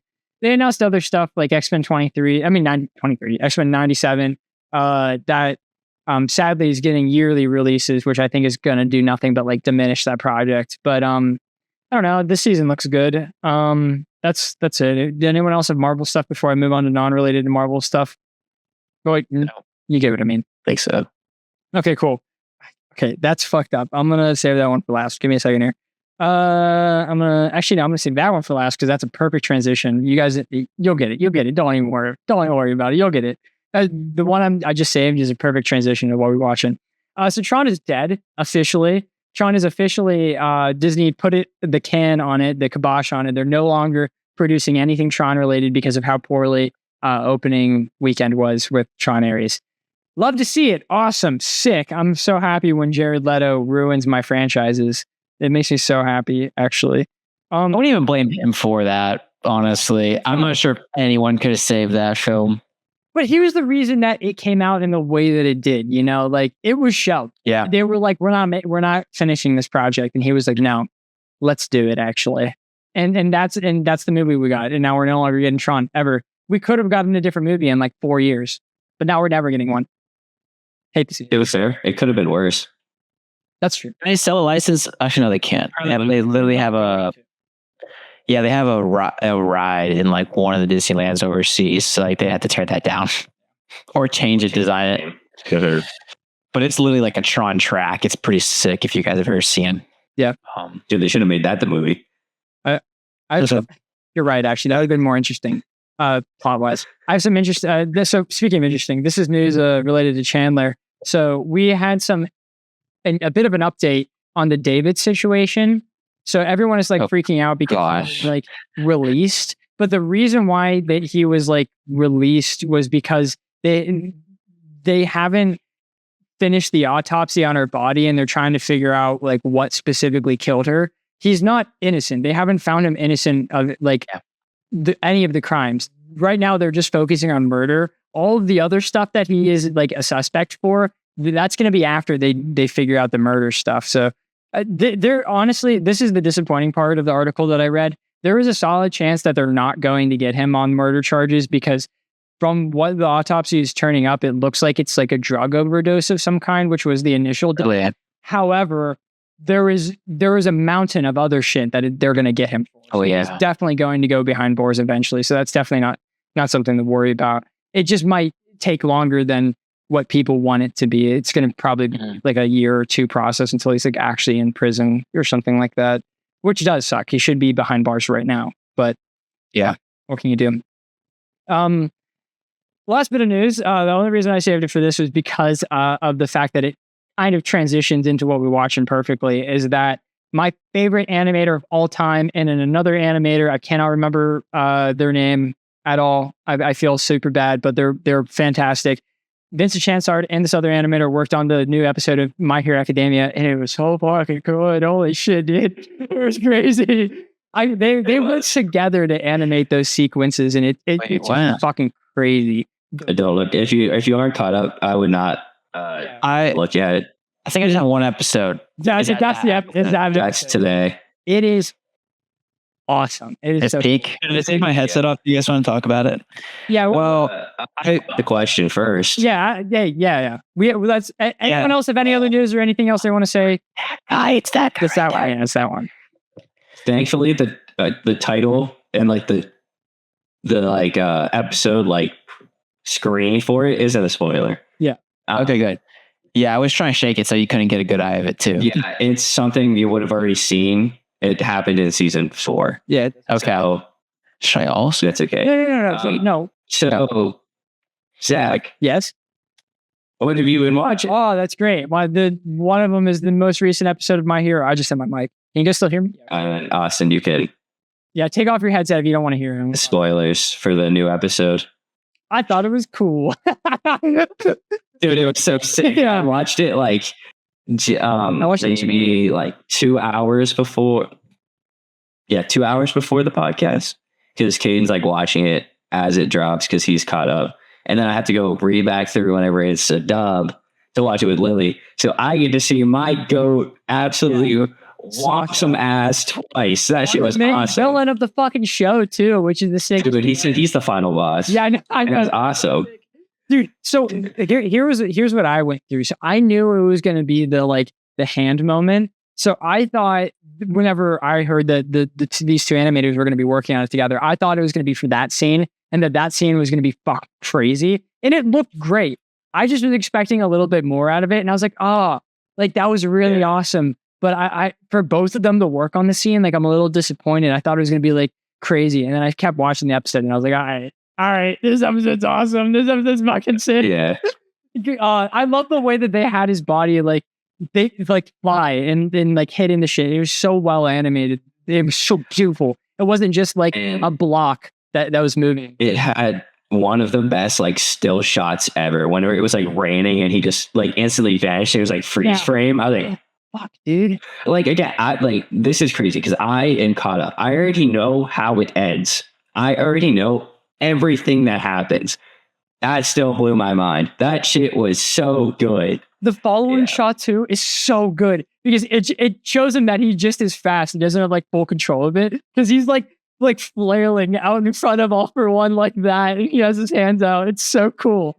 That's how it is in the manga too. Yeah. But like again, it's only still frames, so I see a couple of him. I see the entire time I saw him flailing out of control. He's going too fast. He doesn't know what he's doing. So good, dude. And I like how in this one, I can't remember if they said this in the manga or not, which I think they did because it's like one of those things where it like sounds familiar. So it's not like, I don't know if I made it up or they said it, but they explicitly said he's not like any stronger. He's just so damn annoying and he's so fast. Well, he is strong. And, like the edge shot. Well, he is, but he's not like stronger. Like now it's like him and Deku because he said he's not even hitting as hard as Dark Shadow. Right. Yeah. So like, well, he was saying that's what he was saying before he was actually like full on getting attacked by Bakugo because he was underestimating Bakugo's power. He was like, that was like, he said that right before like the gigantic like flailing. Yeah. Like the flailing as he's flying away. He's like, he's not even starting them. And then he got his ass kicked. Yeah. Yeah. So for me, I'm excited for next episode. I had to hide and pretend that I didn't know all of this was happening whenever Caden kept sending me edits of Bakugo dying. I was, so I had to actually contain everything for me to say he comes back and he kicks his ass. If we're being honest here, if you really thought Bakugo was going to die. Yeah, I know. I didn't think he was actually dead, but I mean, did you think he was going to come back and do that? No. I thought he was going to do something sick. I didn't think he was going to do that, but yeah. And then the plus ultra, like quad shot was sick because that was something that was I thought was going to be exclusively in the manga. It was good. Just like there's like another moment that's coming up in JJK that I almost just straight up spoiled to you, but I remember. Well, I know that it didn't actually happen. I know what it is. Yeah. I'm not going to say it just for viewer discretion because you know what I'm talking about. It's like. Dumb. Yeah, you got it. Yeah. I was gonna say it. It's the spoiler for JJK season 3. It's the triple domain. Yeah. That like I thought that was gonna be something that was like I can't remember the line that he does. I don't remember the hand signs, unfortunately.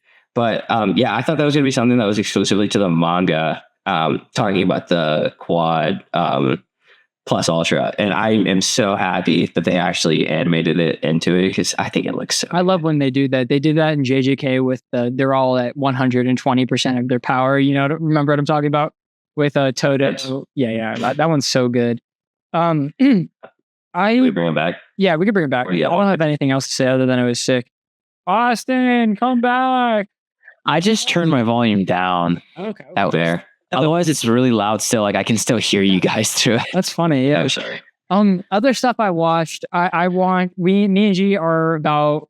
We're actually nearly done with season 2 of My Hero. Just like her watching it.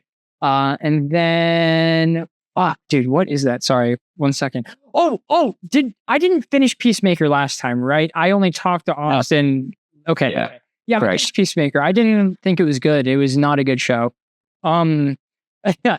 I guess that's the end of it. I think it's probably like 5.5 overall. Like I've had people actually ask me if it's worth it, and I just said no, not really at all. I don't think you'd like it because it's a 5.5. I don't know if I agree with that necessarily, but Austin, I have if someone at work walked up to you and said, "Should I watch Peacemaker?" Would you say yes? Yeah. 100%. It's such an easy show to approach. Like it's funny. It's action. Like there's action in it. Like, well, I mean, in general, I think the second one's enjoyable too. I don't think it's the best thing ever, but I definitely would recommend it to some. Like I'd say most general guys, I would recommend it to. I don't think Billy would like it. I think he would think it's dumb. I don't know Billy, so fair. I should know either. Yeah. I think Billy would like. Sorry, I didn't like. Want to be included. I was honestly super disappointed with it, and I still like James Gunn projects. I just that one wasn't funny. It was disappointingly written, but I don't know. I feel like that's something I could totally make a video on sometime down the line, especially the end. The last episode sucks. It's really bad. Other thing. I've been playing a lot of Rivals recently because I got Loki Lord, and I'm on a really big Black Widow kick right now. It's pretty sick. I really like it. I'm doing pretty good. I had a really awesome highlight earlier that I took the time to text to everyone I know. I was really proud about that. It was awesome. And then the only other thing that I watched was the Black Phone 2 last night, and I thought it was good enough. You know, Chandler, ask your questions. I do have questions because the first film is a twist it's somewhat inspired by that clown John Wayne Gacy. Yeah. Give or take. Yeah. So how is this not a cash grab if there's a sequel to it? What do you mean? Because maybe I forget a lot of Black Phone, but like what happens to the guy at the end of that? He does die, but like he comes. So in this movie, the premise of it is that the sister who has superpowers, we know this from the first movie, she's getting like dreams of his first murder. And that's the grabber going into her dreams and being like, you're going back there because apparently, so this is what I'm about to say next is part about I don't like the stereotypical ghost stuff and like the really supernatural stuff about this movie. I just thought that overall the story and the actual dialogue of the movie was really well written.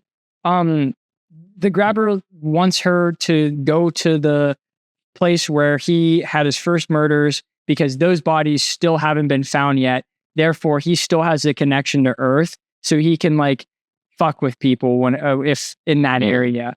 So he wanted to bring Finney and the girl there so he could kill them in that specific spot because that's the only place that he could like connect back to the world. And it just so happens that there is a Black Phone at that location, so Finney can use his powers because he can only access hell through the Black Phone. Interesting. Any other questions? Honestly, I was just going to ask. Actually, I don't even remember what my original question was because I was just more so upset that there was a sequel after the first film. I thought it was just going to be a pure cash grab, but and I watched the short you made too, so or at least most of it. So like just because that's helpful. You honestly answered everything to like a good movie doesn't necessarily mean that sequel is going to be like 100% bad. At the end of that short, I said something along the lines, I was comparing it to Nobody 2. Whenever they greenlit a sequel, to me, it felt like the writer for Nobody 2 was like, holy fuck, dude, I had no other plans with this universe. I'm just going to redo the first movie. But with Black Phone, it felt like whenever they greenlit the sequel, the writer was like, okay, I still have a lot I want to tell with these characters, and I want to keep this going, you know? I think it less justified the name of the movie. Like, I found a hard time being like, oh yeah, this is the Black Phone, you know? It would have made more sense if the movie was called like The Grabber or something like that, you know?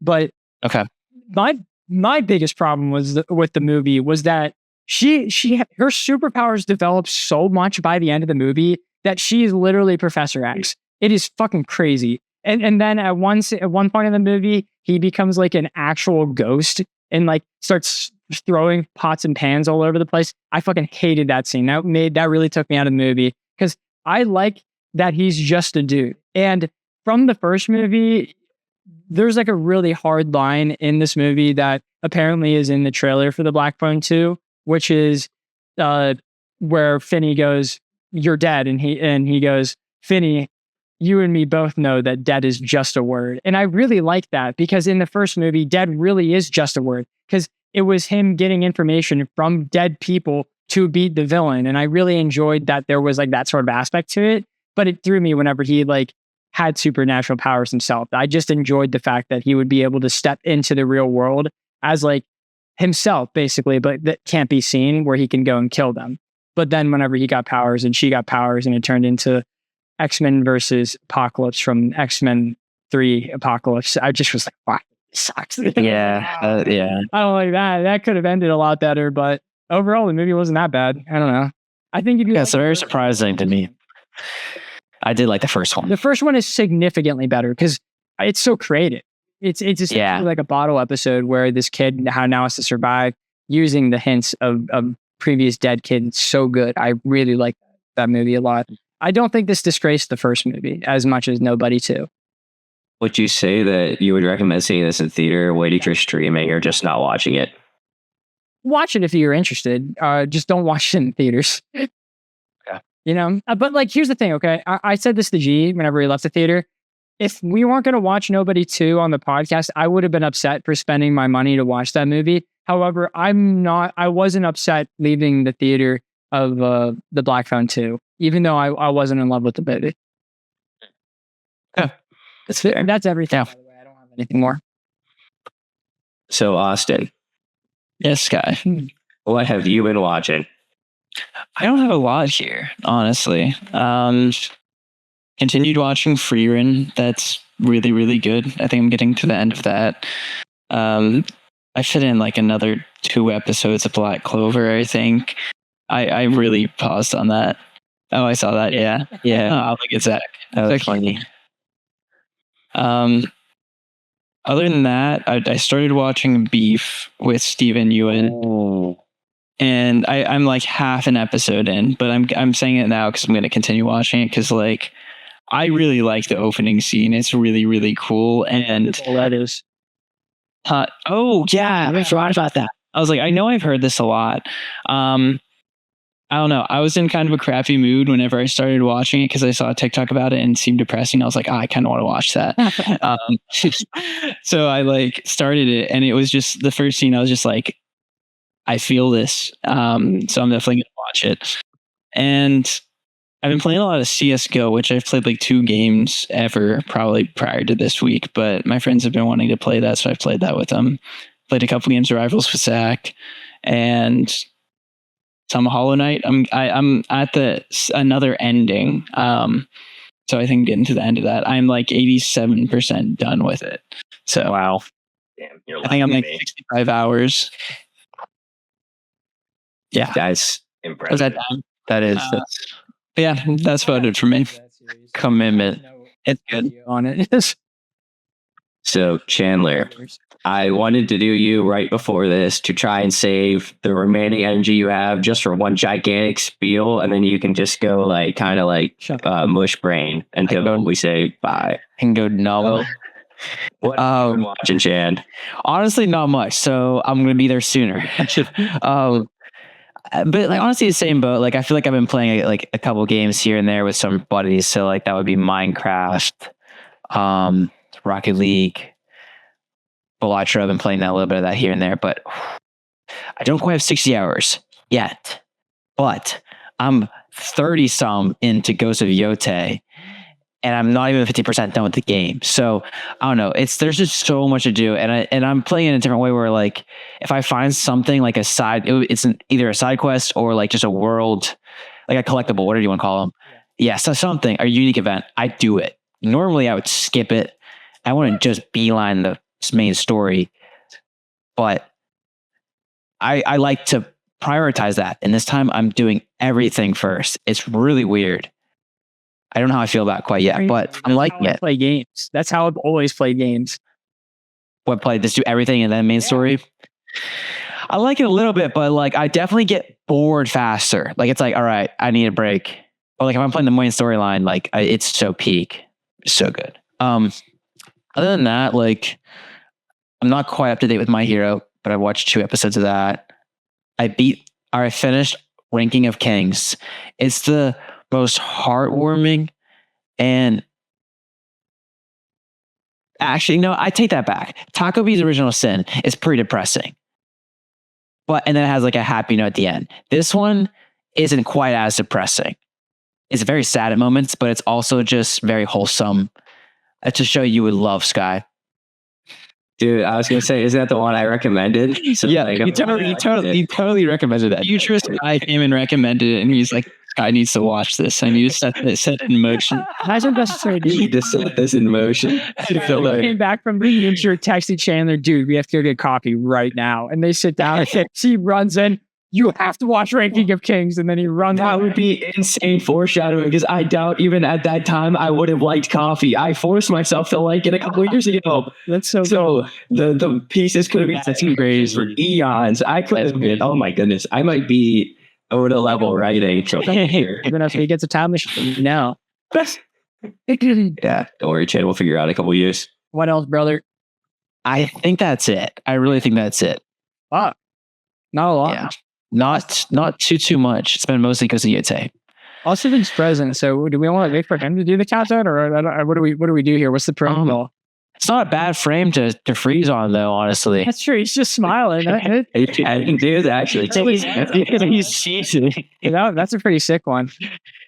All right, Chad, we should probably just gonna commit to it, and Austin's gonna do it, and we're just gonna see it whenever his camera comes back, and we see like the rapid of all of it. Yeah. Countdown. No, it was long with us. Okay. Yeah. Yep. 3, 2, 1. Sky. What have you been watching? Did you? Oh my god.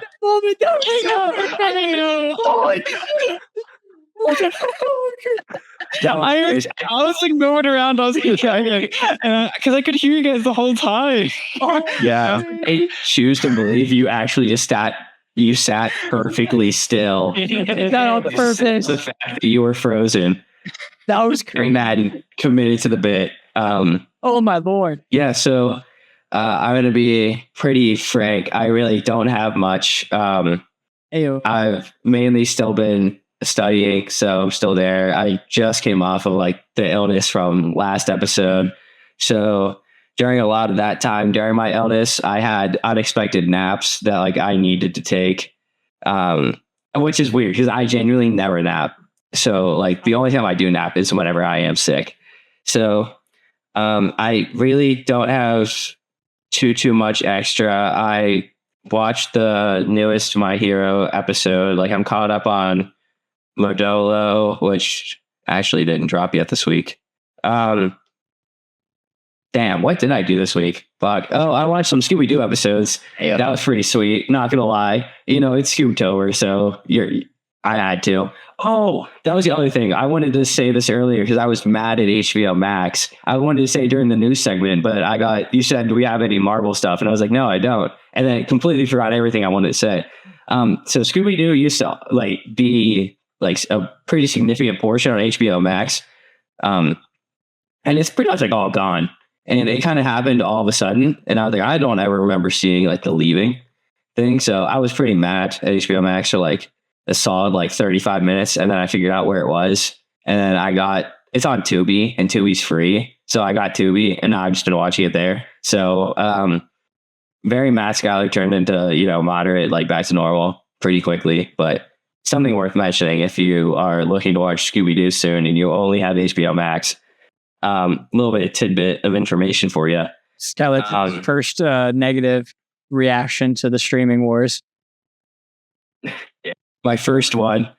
Man, what else? I've watched I swear me and Lily just watched a movie. I need to start writing it down again. This is actually insane. Again, you stopped? I'm disappointed.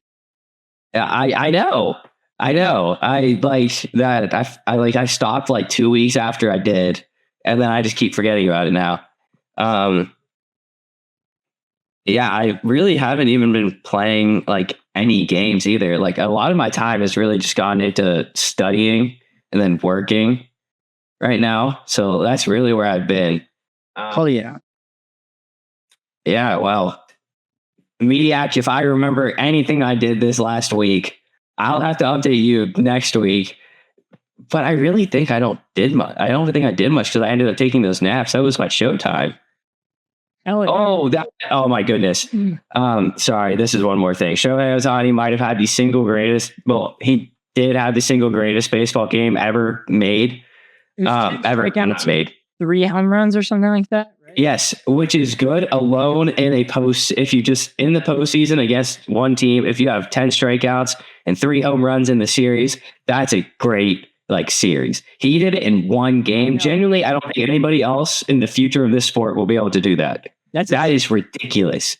Yeah, I don't even I was trying to think of dude, I know it's not even close. I am going to start calling myself a October 17th, 2026 Shohei Ohtani Glazer, because now everybody's on he's the greatest ever after that. And I've been saying that shit for genuinely so long. Skyler, Tim from my work has had Shohei Ohtani as his celebration image since I got to that job. So he also is on with you. And that was since December of last year. I have his jersey from whenever he was on the Angels. I mean, before he was even on the Dodgers. December. I'm just I'm saying I'm glad there are more because he deserves all the idea. He's so insane. I was trying to think of an analogy for football genuinely all day. And I could not think of one aside from if Travis Hunter scores 4 touchdowns and gets his another pick 6. He has 5 total touchdowns in one game. And 1 or 2 defensive and all the others are offensive. I genuinely don't know what else it would be. I heard someone say that there can't be a conversation for the GOAT in baseball because there's just been so many greats like Babe Ruth and Lou Gehrig or whatnot. But I feel like you could put a pretty good argument up for Shohei. Shohei is I have a pretty baseline understanding of baseball, but I feel like he's pretty definitively the GOAT. Well, people say Barry Bonds because Barry Bonds' stats are ridiculous. He juiced, but I don't think juicing does really too much because he had a really high batting average. So you still have to hit the ball. So juicing only makes you hit the ball further, but he's still he would have still hit the same amount of home runs. They just went further. Right. Yeah. Some of those might have been doubles off the wall and they were home runs, but he still was extremely high batting average. There were times where the bases would be loaded, and instead of even pitching to them, they'd rather just walk them and give up 1 run instead of giving up a grand slam. But my thing is, that is one of the greatest hitting performances ever because not a lot of people have hit 3 home runs in a game. Shohei's a pitcher too. Yes, he's even crazier. Season I've struck out 10 batters and 1, and he did it in the same game. It is actually unfathomable. Yeah, that or what somebody could do that. What pitcher hits the ball? Pitchers are meant to. Yeah, but he's the only other one. But he threw 90 miles an hour and hit 20 home runs a year. Shohei throws 100, hits 55, and steals 55 bases. Yeah, he's genuinely the only player that I've ever seen be able to do this. Anything remotely close to this. It is actually ridiculous. I know, and I have such a wild story on my beginning of Shohei because my family randomly. I'm so sorry for this random spiel at the end, Chandler. You said keep it short. But I'll tell this story and I put this up. $2. It's okay. my family randomly picked up fantasy baseball one year because we all like baseball, but we're more so casuals into it. So that I really like Austin's freeze frame right now. But we were casuals into it, and I was like going and we were drafting, and I was like, whoa, this one guy's like a hitter and a pitcher. Like, how is this not like ridiculous? And then he ended up being like the rookie of the year, and I actually didn't know what I got of his rookie year. And I've been like a huge fan of him since. And I was like, dude, this guy is actually ridiculous. Because you stand them. That's so crazy. I actually stumbled into Shohei Ohtani. Oh, he's on his phone. Well, you're muted. You're muted, Austin. Also, I hope you, yeah. Like again, I kicked the cord for my PC. Oh, no. Dude, that's crazy to happen twice on 2 different computers. Yeah. Yeah. Any problem, particularly. It's so fun, actually. Alrighty, but that's it. That is all I have been watching / keeping up with. Let's go. Austin's trying to stand up, I think. Let's get a vertical frame. I'm gonna steal Skylar's and if you guys stayed watching to the end here, please subscribe, give us a like and stuff like that. It's greatly appreciated. Like I said at the beginning of it, we're going for 1,000 by Christmas time. And also comment if you actually watched Neza. Comment everything that you felt about it, what you liked, didn't like, and we'll go ahead and respond to that. And make sure you watch Neza 2 to catch up for next week, because that is what we are going to be doing. Any other quarrels by anyone else before I get going here? Anyone here? If anybody wants to argue Shohei Ohtani for your favorite player, I'll be available in the comments. I'm ready. I'm feeling great. What Skylar said. Exactly. All right. We'll see you guys next week with Neza 2. See you. Bye. Have a great time.